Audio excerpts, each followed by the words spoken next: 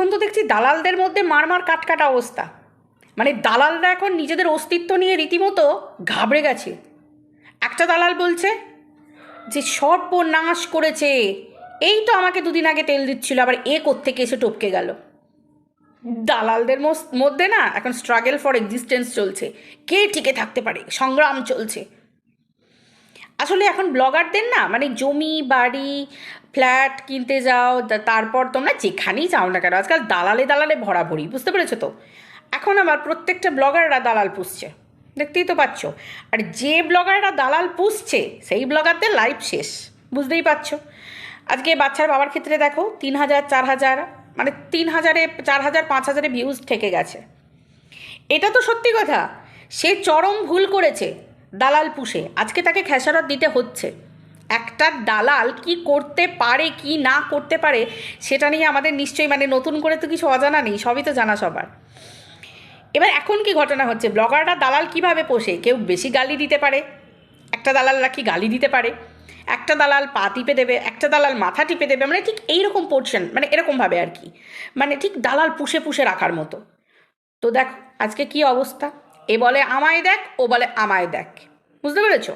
মানে এক দোকানে শাটার নামাবো হয়ে গেছে, আমি আর দোকান খুলবো না, দোকান বন্ধ করে দিয়েছি, ঝাঁপ নামিয়ে দিয়েছি। আরে মানে সে কি বলতো, পাবলিক কিছু জিজ্ঞাসা করার আগেই নিজেকে মানে বলে দেওয়া। কে জিজ্ঞাসা করছে বলো তো এইসব দালালদেরকে, যে তুমি কেন ঝাঁপ নামিয়ে দিচ্ছ, তুমি কেন এখানে থাকছো না, কেউ কি জিজ্ঞাসা করছে? না, নিজেকেই বলে দিতে হচ্ছে যে আরে আমি তো এখানে থাকবো না, আমি তো আর এটা করব না, আমি তো অন্যদিকে এই করছি, অথচ দুবেলা আসতে হচ্ছে। ভাই ভাত ঘর, এটা হচ্ছে ভাত ঘর, ঠিক আছে? কিছু কিছু পাবলিক কি বলো তো, যেন বলি না দুদিনের যোগী ভাতকে কয় অন্ন, ঘটনাটা হচ্ছে এই দশা।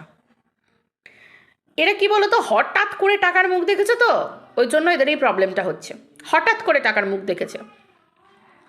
স্বাভাবিক, একটা বাড়িকে দোতলা বাড়িকে এসে যদি বলে যে লজ বা লজই তো বোধ হয়, তার ক্ষেত্রে তো এই হালটা হওয়ারই কথা।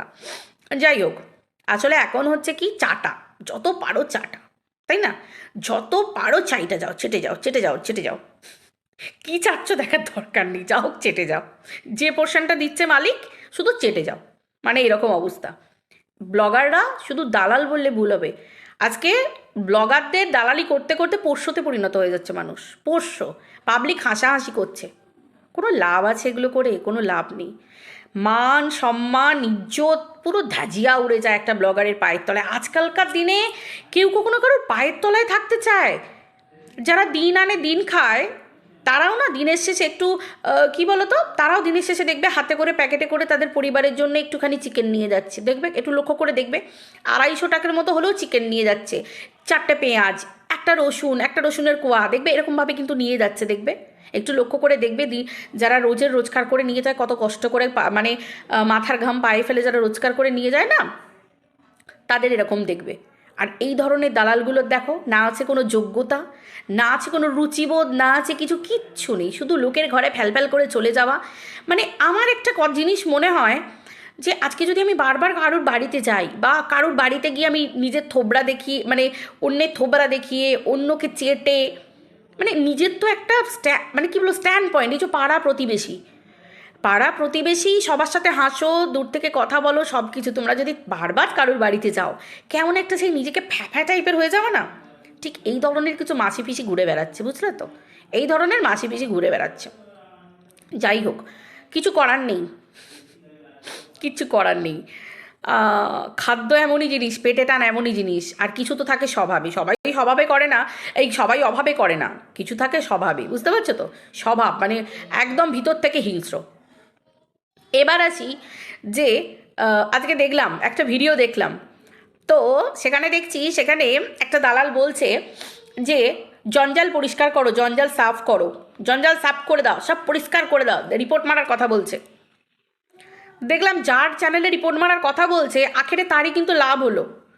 রিপোর্ট মারা তো ছেড়ে দাও, যদি তার রিপোর্ট মেরেও যদি ভিউজ ডাউন করে দেয় বা যদি আর্নিং কম হয়, আর্নিং কম মানে বুঝতে পেরেছো, আমি আর বলছি না, গ্রিন আর ইয়েলোর একটা ব্যাপার আছে, তো সেটা যদি হয়ে যায়, তা যদি হয়েও যায়, আমি কথাই বলছি, রিপোর্ট মারলে তো এটা হয়, কিন্তু এত পরিমাণ এক্সেসিভ ভিউজ দিয়েছে তাতে, যে সেখানে অলরেডি তার গ্রিন ডলার হতে বাধ্য,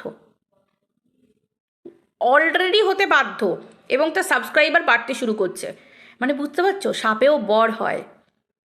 তার মানে কিছু কিছু দালাল বসে পড়ে না অন্যকে চাটতে গিয়ে, অন্যের হায়ের মানে অন্যকে হায় দিতে, অভিশাপ দিতে। তার মানে বুঝতে পারছো তো, শকুনের অভিশাপ কখনো লাগে না, হিতে বিপরীত হয়ে যায়, সাপে বড় হয়ে যায় অনেক সময়। এবার আসি পরের কথায়, যে আজকে দেখছিলাম একজনের ভিডিও দেখলাম, একজনের ভিডিও দেখে না আমার একটা গল্প মনে পড়ে গেল, যে একজন মানুষ কি করে, বুড়ি বয়সে তীর্থে যায়, তাই তো? যদিও বুড়ো বয়সে সাধারণত মানুষের তীর্থে বলে তীর্থে যাওয়া, কিন্তু যারা মানে পারফেক্টলি যারা সংসার করে না, তাদের তীর্থের দরকার হয় না, তাদের পরিবারটাই তীর্থ।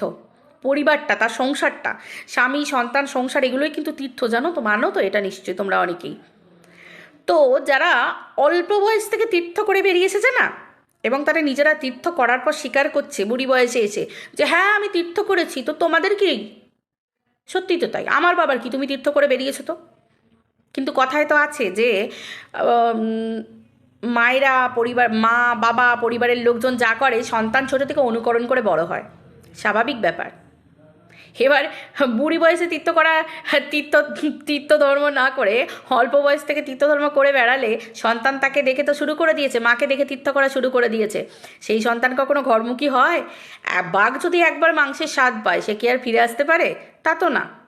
ঠিক সেই রকম ধরনের তীর্থ করাও মানুষের হচ্ছে একবারে নেশা হয়ে যায়, বুঝতে পেরেছো তো? তো সংসার ছেড়ে যখন তীর্থ করতে যায় মানে মহিলারা, আমি যেন বলি, বিয়ের আগে তীর্থ করে নাও যদি কিছু করার থাকে, বিয়ের পর তীর্থ করে লাভ কি, তাই না? পতি পরমেশ্বর, স্বামী সন্তান সংসার, এগুলোই তো সব থেকে ভালো।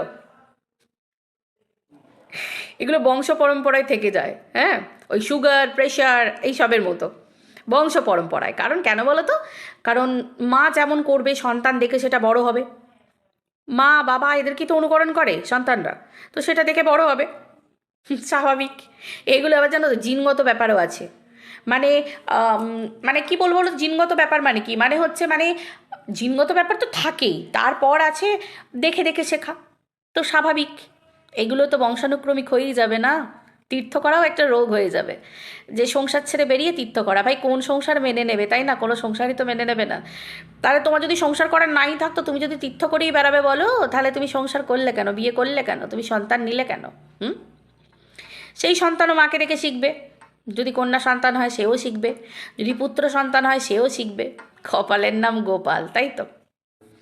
যাই হোক, আজকাল আবার মানে কি বলবো, চালনীয় ছুঁচের বিচার করছে। একদিক থেকে পাবলিক স্বীকার করে নিচ্ছে যে না না না না না না না না, আমি চালুনি, তাহলে স্বীকার করতে হচ্ছে আমি চালুনি, তাই তো? যাই হোক, আমি তোমাদেরকে তীর্থ করা দিয়ে বোঝালাম আর কি কথাটা। তো ঘটনা হচ্ছে এইটাই। তো আমি যদি স্বীকার করে নিই যে আমি তীর্থ করেছি, স্বাভাবিক। তোমার বয়সে তোমার মনে হয়েছে তুমি অল্প বয়সে তীর্থ করে বেড়াবে, সে ক্ষমতা তোমার আছে, এলেম আছে, সেই জন্য তীর্থ করে বেরিয়েছো। কিন্তু বুড়ো বয়সে একটা জায়গায় এসে পৌঁছে তুমি বুঝতে পারছো যে তীর্থ করাটা আমার শরীরে আর সইবে না, এবং স্বাভাবিক, পরিবার পাশে না থাকলে কি হয় বলো তো? বাইরের লোক বয়স হলে কেউ আর তীর্থ করার সঙ্গে করে নিয়ে যাবে না, কারণ তুমি বুড়ো হয়ে গেছো, বুড়ি হয়ে গেছো, তাই তো? তোমার আর দাম থাকবে না, মানে তোমার শরীরের দাম থাকবে না তো। কেন শরীরের দাম থাকবে না, কেন বলছি? শরীর তো সইবে না। শরীরের নাম মহাশয়, যা সহাবে তাই সয়, অবশ্যই, কিন্তু বয়সের একটা ধর্ম আছে। আমি ইয়াং বয়সে যে কাজগুলো করতে পারবো, সেগুলো বুড়ো বুড়ি হয়ে গেলে তো আমি আর পারবো না, ঠিক সেই রকম ধরনের। মানে রক্ত যখন গরম ছিল তখন তুমি তীর্থ করে বেরিয়েছো, আর এখন তোমার রক্ত গরম, মানে গরম আর রক্ত নেই, রক্ত এখন ঠান্ডা হয়ে গেছে, সেই জন্য একটা জায়গায় ওই যে পয়োকা বলে না, তোমরা অনেকে যেটা বলো আর কি, আমি সেটা পেছন বলছি, পেছন এখন এসে বসেছে। তো তারা যদি সেগুলো নিয়ে গল্প দিতে বসে, পাবলিক তো সমালোচনা করবেই, তাই না?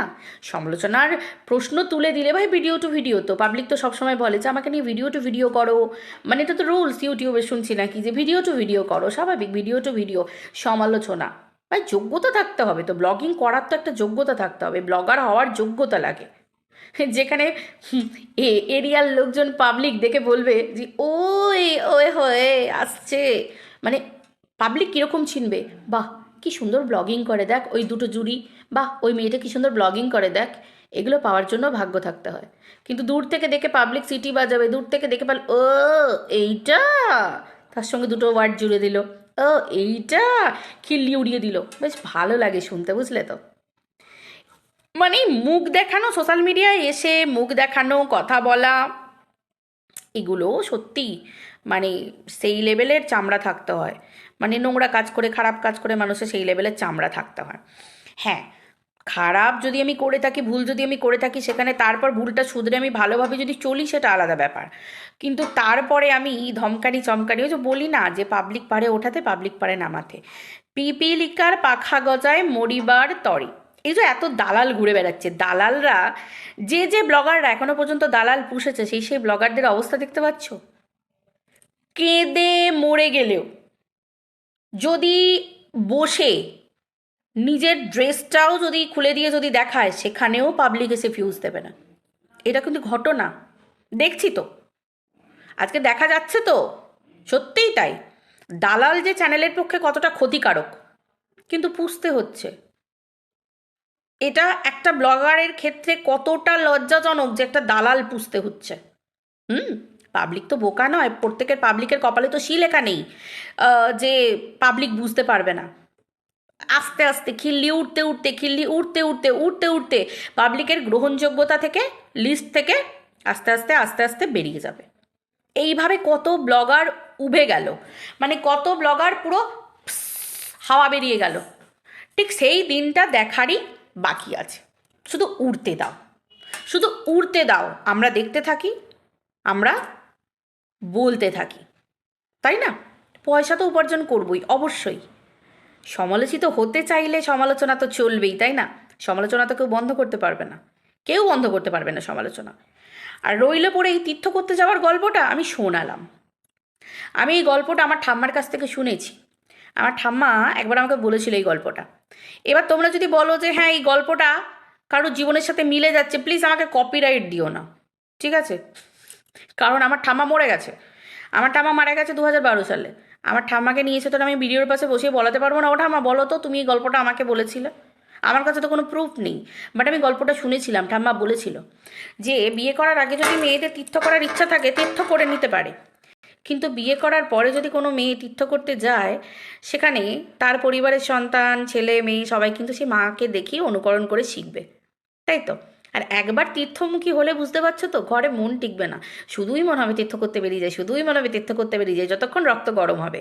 হ্যাঁ, একটা বয়স পর আর সঙ্গী পাবে না, যদি কেউ সঙ্গী সাথী না থাকে, কেউ আর রিস্ক নেবে না তো সঙ্গে নিয়ে যাওয়ার। যদি কিছু হয়ে যায়, যদি কিছু হয়ে যায়, বুড়ো হয়ে গেছে তো, বুড়ি হয়ে গেছে তো, মানে পাবলিকের কাছে গ্রহণযোগ্যতা চাওয়া এগুলো কমে যাবে, কমে যাবে। যে চলো এই পার্টনারটাকে এতদিন নিয়ে তীর্থ করতে যেতাম না, আর এই পার্টনারটাকে আর লাগবে না, বুড়ো হয়ে গেছে, বুড়ি হয়ে গেছে, এরকম ব্যাপার। বুঝতে পারছো? আর এই নেশা তীর্থ করতে যাওয়ার, মায়ের থেকে যদি মেয়ে পায়, মায়ের থেকে যদি ছেলে পায়, বুঝতে পারছো তো কি হাল? পুরো পরিবার তীর্থ করে করে বেড়াবে। পারবে না, পারবে না, এটা কোনোদিনই হবে না, বুঝতে পেরেছো? সৎসঙ্গে স্বর্গবাস, অসৎসঙ্গে নরকবাস, এটা লিখে রেখে দিয়েছে। আর দালাল যে ব্লগাররা পুষতে থেকেছে, প্রত্যেকে রাইনোসরের মতো ভ্যানিশ হয়ে গেছে, উবে গেছে পৃথিবী থেকে, উবে গেছে, নাম নিশান মিটে গেছে। জাস্ট কাউন্টডাউন স্টার্ট, শুধু দেখতে থাকো, বুঝতে পারলে? মানুষ কত নিচে নামতে পারে, শুধু দেখতে থাকো, দুটো পয়সার জন্য। মানে মানুষকে তো এই ইউটিউবে না এলে সত্যি বুঝতে পারতাম না যে মানুষ কত কি বিক্রি করে পেট চালাতে পারে, কত কি বিক্রি করতে পারে। একটা নারী দিনের পর দিন ভিডিও ইউটিউব খুললেই দেখা যাচ্ছে নারীরা নোংরামি করছে, সংসার করছে, নোংরামি করছে, স্বামীকে ঠকাচ্ছে, পরপুরুষ হেনা তেনা বিভিন্ন নোংরামি, কত কি দেখতে পাচ্ছি আজকাল। ইউটিউব খুললেই এই নোংরামি, মানে যেন তেন প্রকারেণ টাকা চাই, টাকা ইনকাম চাই, তাই তো? আমার মনে হয় এইসবের জন্য তো আলাদা সাইট আছে ভাই, যদি তোমরা দেখাতে চাও দেখাতে পারো এরকম ধরনের, সেখান থেকে হেভি হিউজ ইনকাম হবে। কিন্তু এই ইউটিউবে এই মানে ব্লগার হয়ে ব্লগিং করে না করে এগুলো না করতেই পারে, তাই না? আজকাল কিন্তু প্রশাসনের লোকেরাও তাই বলছে যে ভাই এদের কি কোনো জায়গা নেই, এদের জন্য তো আলাদা সাইট আছে, এরা ওখানে গিয়ে নোংরামি করুক। মানে আজকাল প্রশাসনের লোকেরাও খিল্লি উড়িয়ে দিচ্ছে, কারণ দেখছি তো বিভিন্ন ভিডিও তো দেখছি, যখন প্রশাসনের লোকেদের কাছে যাচ্ছে, বিভিন্ন জায়গায় লোকজন যাচ্ছে, সেখানে গিয়ে শুনতে পাচ্ছি, বলছি এ বাবা, ইস ছি ছি ছি ছি ছি ছি ছি ছি, এই এরা, এই মা এরা, ছি ছি ছি ছি ছি, মানে তারা খিল্লি উড়িয়ে দিচ্ছে যে ধুর এইসব পাবলিককে খেদিয়ে দিতে হয়। হ্যাঁ, এই ওখানে একটা দারোয়ান বসিয়ে দেবো, এলে খেদিয়ে দেবো একদম। মানে ভাই এইরকম ধরনের খিল্লি ওড়াচ্ছে, তাও সব এইসব লোকেদের লজ্জা নেই। মানে ইউটিউব খুললেই এইসব পাবলিকদেরকে দেখা যাচ্ছে। চিন্তা করতে পারছো তোমরা? যাই হোক, আজকে আমি আমার মতো করে তোমাদেরকে বললাম। তো যাক, খুবই ভালো, দেখতে থাকছি। তো দেখি, দালালের দালালিগিরি দেখতে থাকি, তাই না? দালাল যদি শাটার নামিয়ে দেয় একবার দোকানের, কে জানে বাঘ কি মাংসর গন্ধ ভুলতে পারবে? মাংসর নেশা বাঘ ছাড়তে পারবে? আমার তো মনে হয় না, তাই না? চলো, ভিডিওটা এই পর্যন্ত রাখছি, আবার দেখা হচ্ছে পরের ভিডিওতে। সবাই ভালো থেকো, টাটা, গুড নাইট।